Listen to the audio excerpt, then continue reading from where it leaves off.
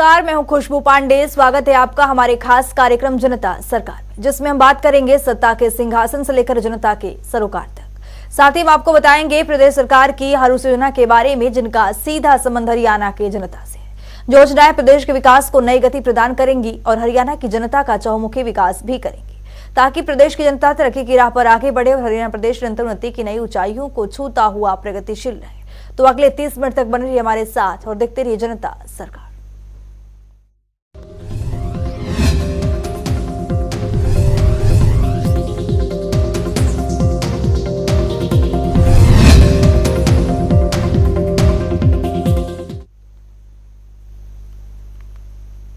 वहीं आज धनतेरस के पावन पर्व पर हरियाणा के मुख्यमंत्री मनोहर लाल ने ट्वीट कर सभी देशवासी और हार्दिक शुभकामनाएं दी है। तो चलिए ट्वीट के जरिए देखते हैं कि मुख्यमंत्री ने अपने ट्वीट में क्या कुछ लिखा है। मुख्यमंत्री ने अपने ट्वीट में लिखा है, ओम ह्रीं श्री लक्ष्मी भयो नमः। धनतेरस के पावन पर्व की आप सभी को हार्दिक बधाई।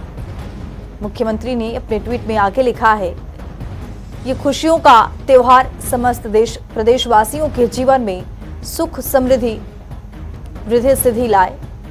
भगवान धनवंतरी सभी को धन धान्य से यहाँ पर परिपूर्ण करे। ईश्वर से ऐसी प्रार्थना करता हूँ। ये मुख्यमंत्री मनोहर लाल ने ट्वीट कर यहाँ पर बधाई और शुभकामनाएं दी है। हरियाणा के मुख्यमंत्री मनोहर लाल ने धनतेरस के अवसर पर प्रदेशवासियों को एक बेहतरीन तोहफा दिया है, जिसके तहत गुरुग्राम में ढांचागत तंत्र को विस्तार देते हुए वाटिका चौक पर नवनिर्मित अंडरपास का उद्घाटन किया है। इस अवसर पर मुख्यमंत्री ने नागरिकों को संबोधित करते हुए बताया है कि गुरुग्राम के विकास के सफर में गुरुग्राम वासियों का भी निरंतर सहयोग मिल रहा है। इस रिपोर्ट के जरिए देखिए। हरियाणा के मुख्यमंत्री मनोहर लाल प्रदेश के हित में कई बड़े कार्य करते नजर आते हैं। चाहे बात करें शिक्षा, रोजगार या फिर बात करें विकास और विकसित क्षेत्र की, हर क्षेत्र में विकास की राह पर हरियाणा प्रदेश अग्रसर हो रहा है। इसके चलते गुरुग्राम में ढांचागत तंत्र को विस्तार देते हुए वाटिका चौक पर नवनिर्मित अंडरपास का उद्घाटन कार्यक्रम आयोजित किया गया, जहां मुख्यमंत्री मनोहर लाल ने शिरकत कर नवनिर्मित अंडरपास का उद्घाटन किया। दरअसल गुरुग्राम महानगर विकास प्राधिकरण यानी GMDA की ओर से बनाया जा रहा है। वहीं भारतीय राष्ट्रीय राजमार्ग प्राधिकरण के जरिए 109.14 करोड़ रुपए की लागत से आई है।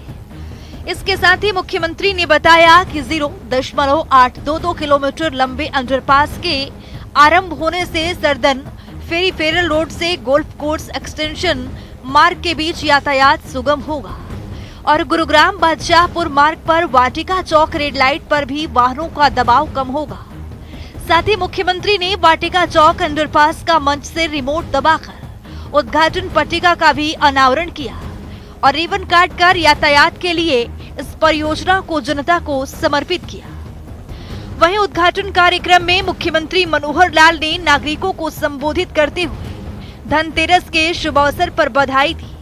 मुख्यमंत्री ने कहा कि गुरुग्राम एक आइकॉनिक सिटी है, जिसके विकास को ध्यान में रखते हुए केंद्र सरकार और हरियाणा सरकार के दिशा निर्देशन में NHAI गुरुग्राम महानगर विकास प्राधिकरण स्थापित कर विकास कार्यों को पूरी तत्परता के साथ धरातल पर फलीभूत कर रहे हैं।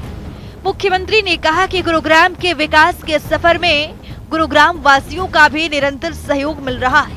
मुख्यमंत्री ने वर्तमान सरकार के कार्यकाल में करवाए गए गुरुग्राम के विकास का उल्लेख करते हुए कहा कि निर्धारित समय अवधि से पूर्व और तय बजट में निर्मित ये वाटिका चौक का अंडरपास गुरुग्राम के विकास को नई गति प्रदान करेगा। मुख्यमंत्री ने पिछले सरकार और वर्तमान सरकार की कार्यशैली में अंतर पर बोलते हुए कहा कि साल 2014 से पूर्व गुरुग्राम जिले में कोई अंडरपास नहीं था, जबकि पिछले 9 वर्षों में गुरुग्राम में कुल 16 अंडरपास का निर्माण किया गया है। इससे लोगों के समय और ईंधन दोनों की बचत हो रही है।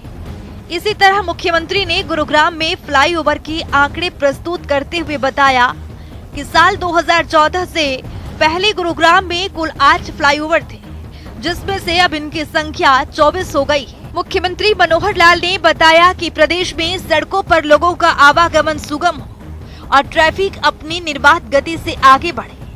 इसके लिए विभिन्न परियोजनाओं का धरातल पर क्रियान्वयन जारी है। वहीं कार्यक्रम में मुख्यमंत्री ने कहा कि गुरुग्राम में 245 किलोमीटर लंबी कुल 58 परियोजनाएं हैं, जिनके लिए 1747 करोड़ रुपए का बजट निर्धारित किया गया है। साथ ही इनमें से कई ऐसे प्रोजेक्ट हैं जिन पर या तो काम पूरा हो चुका है, कार्य अभी प्रगति पर है। उन्होंने बताया कि गुरुग्राम में विकास कार्य निरंतर प्रगति पर है, जिसके चलते विभिन्न स्थानों पर पानी का नेचुरल फ्लो रुक जाता है। ऐसे में गुरुग्राम में सीवरेज और ड्रेनेज जैसे महत्वपूर्ण कार्यों के लिए भी 10 बड़ी परियोजनाओं पर करीब 1027 करोड़ की राशि खर्च की जा रही है। मुख्यमंत्री ने कहा कि केएमपी के आसपास नए नगरों की जो योजना हरियाणा सरकार ने बनाई है, उस पर भी कार्य आगे बढ़ रहा है। मुख्यमंत्री ने कहा कि आने वाले 5 सालों में दुनिया का एक बहुत बड़ा शहर ग्लोबल सिटी के रूप में विकसित किया जाएगा, जिस पर जल्दी ही ऑक्शन की प्रक्रिया शुरू की जाएगी। समारोह में मुख्यमंत्री ने संबोधित करते हुए बताया कि केंद्रीय राज्य मंत्री राव इंद्रजीत सिंह ने कहा है कि पिछले 9 वर्षों में केंद्र सरकार और हरियाणा सरकार ने गुरुग्राम में जो इंफ्रास्ट्रक्चर तैयार किया है, उससे आम जन की जीवन रोजाना बेहतर हो रहा है। केंद्रीय मंत्री ने कहा कि मुख्यमंत्री के कुशल नेतृत्व का ही परिणाम है कि आज गुरुग्राम विभिन्न कार्यों के माध्यम से विकास को एक नई गति प्रदान की जा रही है। उन्होंने कहा कि मुख्यमंत्री के नेतृत्व में गुरुग्राम के सर्वांगीण विकास के लिए सड़कों, फ्लाईओवर और अंडरपास का ऐसा जाल बिछाया गया है कि आज गुरुग्राम में जाम जैसी कोई स्थिति नहीं है। इस अवसर पर पटौदी के विधायक सत्यप्रकाश जरावत, सोहना के विधायक संजय सिंह, मुख्यमंत्री के principal advisor urban development DS Dhesi और विशिष्ट जन कार्यक्रम में मौजूद रहे। जनता टीवी के लिए गुरुग्राम से आकाश खुराना की रिपोर्ट। वहीं मुख्यमंत्री मनोहर लाल ने फरीदाबाद के सूरजकुंड पहुंचे, जहां उन्होंने बतौर मुख्य अतिथि धनतेरस महिला सम्मान समारोह में शिरकत की। इस अवसर पर उन्होंने अपने क्षेत्र में उत्कृष्ट कार्य करने वाली महिलाओं और बेटियों को सम्मानित किया। आइए देखते हैं इस रिपोर्ट के जरिए।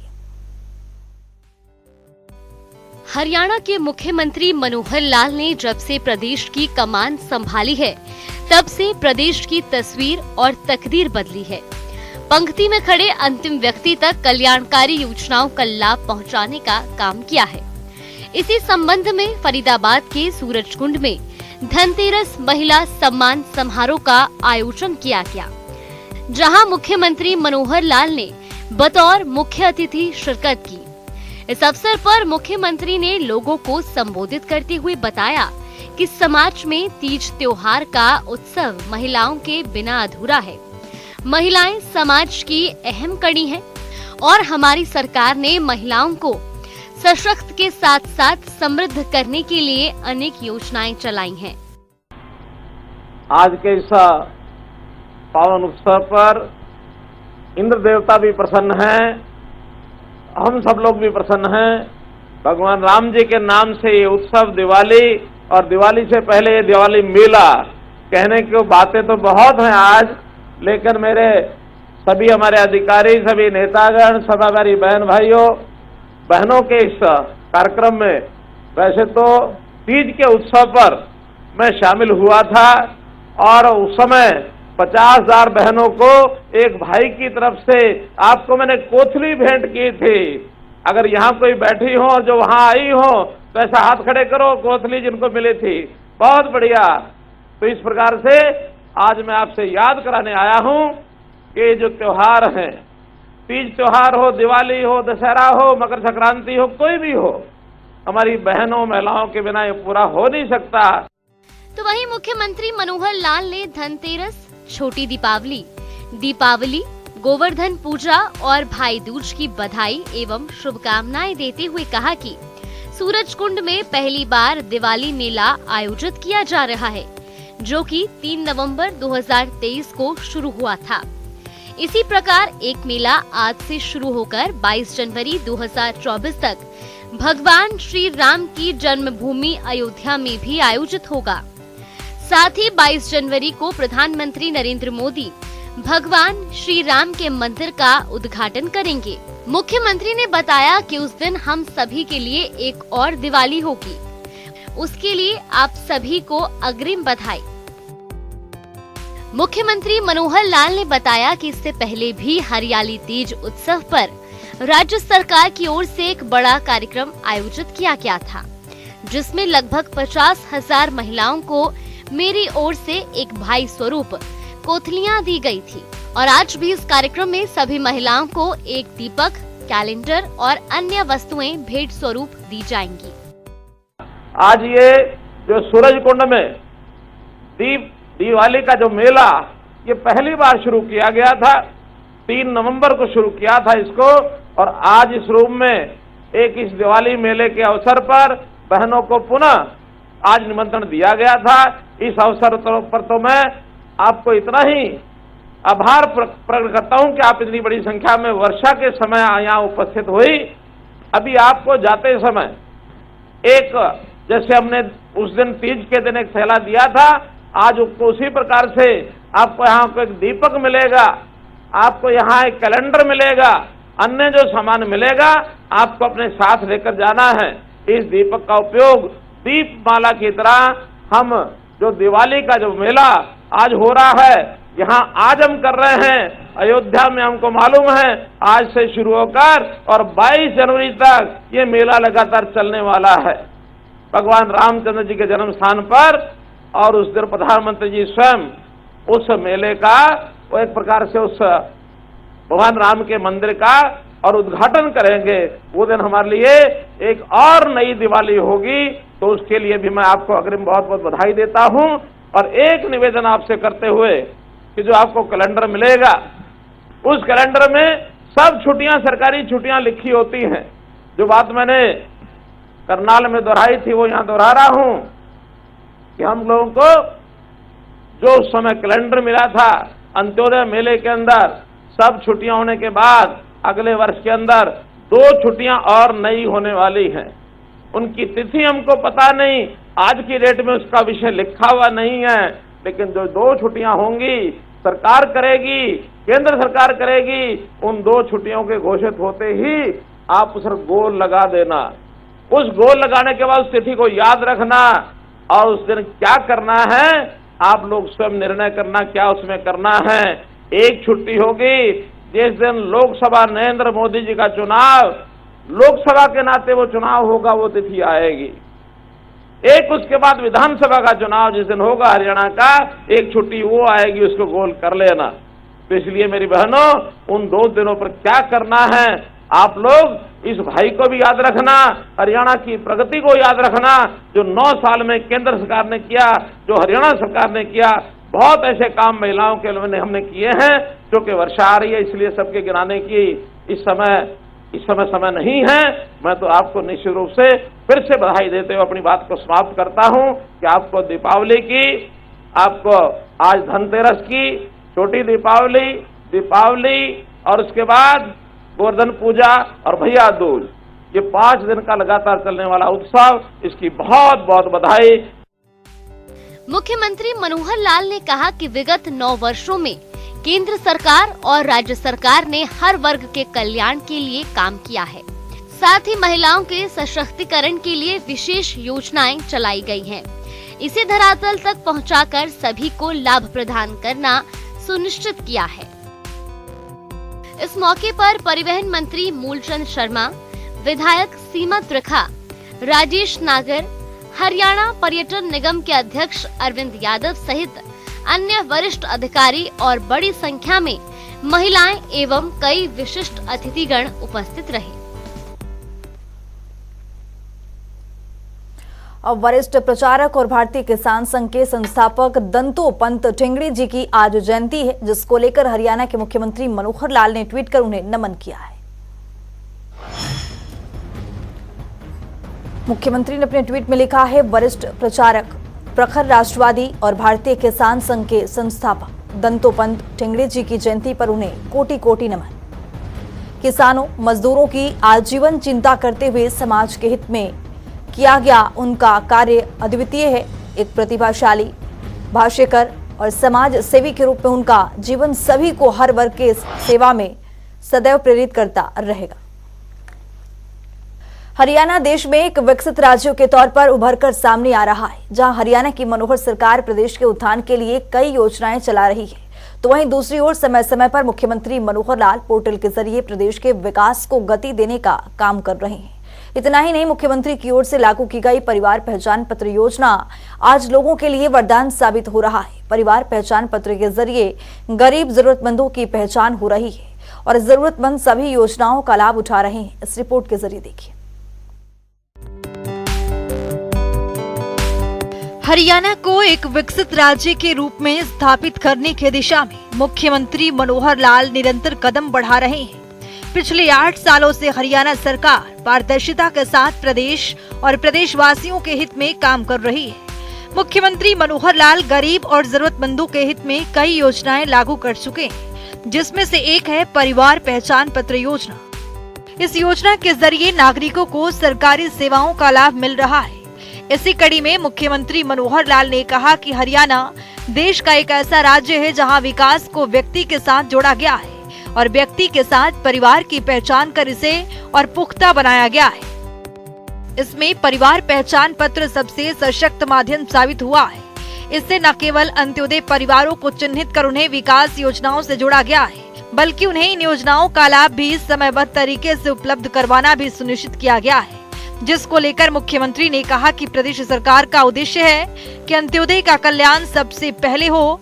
इसी को ध्यान में रखकर सरकार ने सूचना प्रौद्योगिकी के माध्यम से ऐसे सॉफ्टवेयर विकसित किए हैं जिससे समग्र प्रदेश का डाटा एक जगह उपलब्ध हो पाए।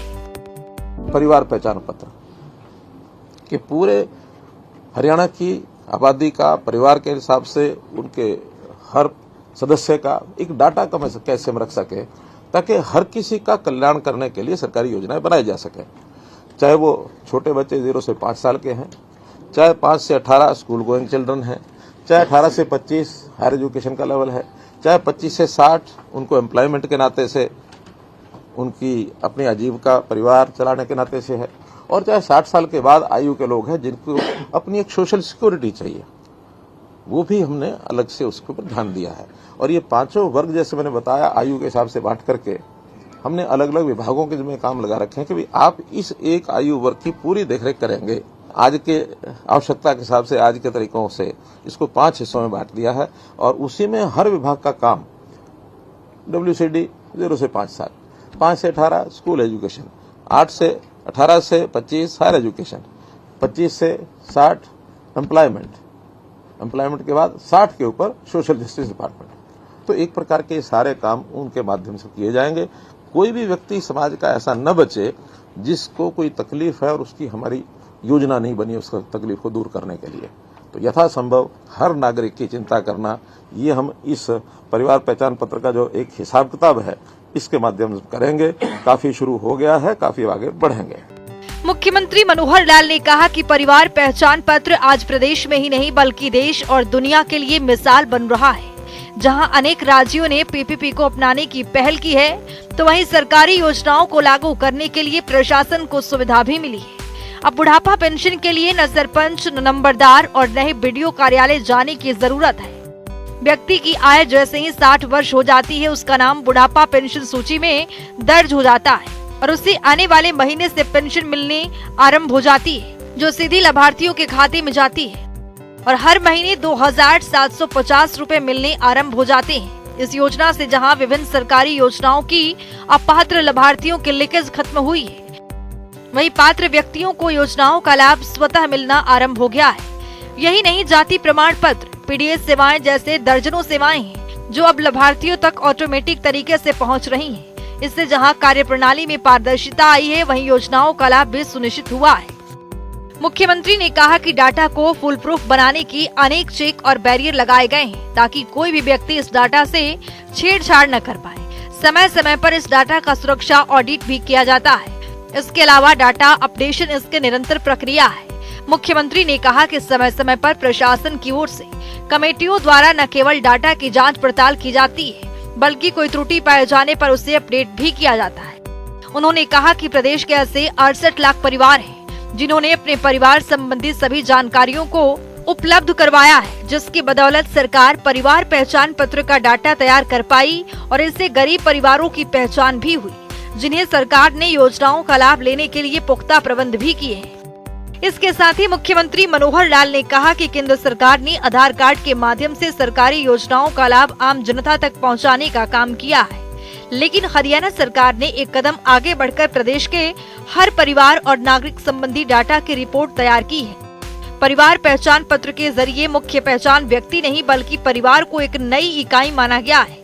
इसे ध्यान में रखते हुए एक परिवार के यूनिक आईडी बनाने का फैसला लिया है, जिसके आज सकारात्मक परिणाम धरातल पर देखने को मिल रहे हैं। आज दलाल और बिचौलिया संस्कृति पूरी तरह से समाप्त हो गई है। साथ ही सरकार का प्रयास है कि सरकारी योजनाओं का क्रियान्वयन धरातल पर हो ताकि अंत्योदय परिवारों के चेहरे पर खुशी लाई जा सके। स्पेशल डेस्क जनता टीवी।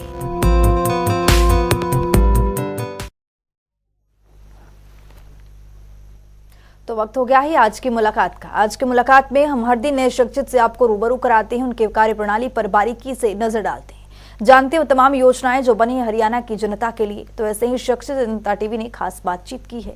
इनका नाम है खुशवंत सिंह, जो कि भिवानी से जिला साधन प्रबंधक के पद पर काबिज हैं। आइए आपको सुनवाते हैं।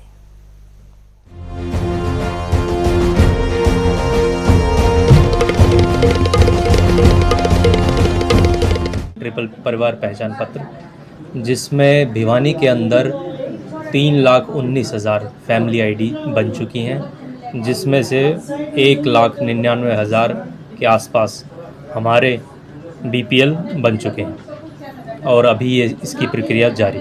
क्राइटेरिया इनकम का है सबसे पहले, जिसमें 1,80,000 जो क्राइटेरिया सेट किया है सरकार ने, उसके तहत सभी को सुविधाएं दी जाती हैं। सबसे पहली सुविधा है आयुष्मान कार्ड की, जिसके अंदर 5 लाख की सुविधा कोई भी सिटीज़न नागरिक ले सकता है।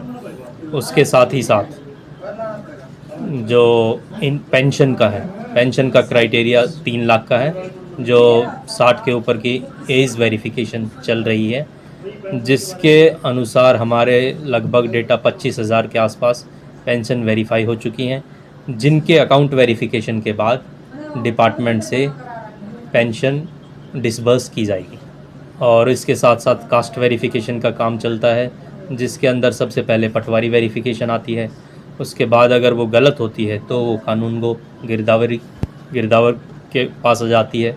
अगर उसके पास भी गलत हो जाती है तो तहसीलदार। जैसे अम्बेडकर छात्रवृत्ति है, मकान की जो मरम्मत के पैसे आते हैं 80,000 के आसपास, या जो नए मकान की सुविधाएं हैं 2.5 लाख के आसपास आते हैं, या फिर जो कन्यादान राशि है वो भी उन सभी के वेरिफिकेशन के बाद क्रेडिट उनको वेरीफाई करके उनके सुविधाएं मिलना स्टार्ट हो जाती हैं। हाँ, काफ़ी लोग हैं जिनको बहुत ज़्यादा फ़ायदा हो चुका है अब तक। तो उसके आसपास जैसे ग्रीवेंस भी डाल सकते हैं। कोई भी सिटीज़न है जिसकी डेट ऑफ बर्थ करेक्ट नहीं है तो वो ग्रीवेंस डाल सकता है, और वो भी 1 महीने के अंदर अंदर उसका एक्सक्लूजन हो, चाहे कोई भी ग्रीवेंस हो, वो सही होके आ जाती है, पोर्टल पे आ जाती है। तो सिटीज़न के लिए बहुत ही अच्छी सुविधाएं हैं, जो पोर्टल से सभी जानकारियां लेके और अपडेट की जा सकती हैं। सबसे पहले आधार कार्ड मैंडेटरी है जिसके अंदर, तो आधार कार्ड से लेके वो डेटा कलेक्ट करता है। उसके बाद उसकी वेरिफिकेशन होती है।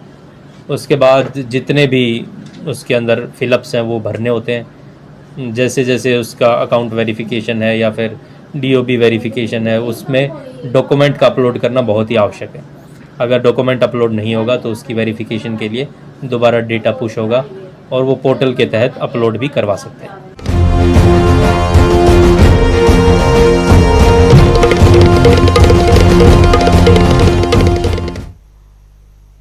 अब वक्त हो गया है आज के सवाल का, तो चलिए अब जान लेते हैं आज के सवाल में क्या कुछ।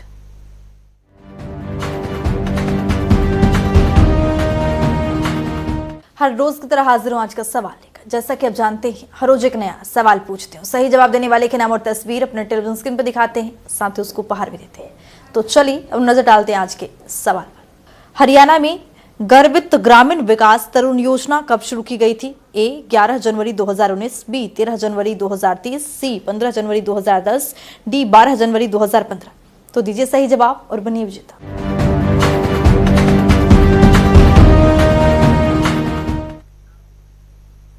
तो हमारे खास कार्यक्रम जनता सरकार में आज के लिए इतना ही। नमस्कार।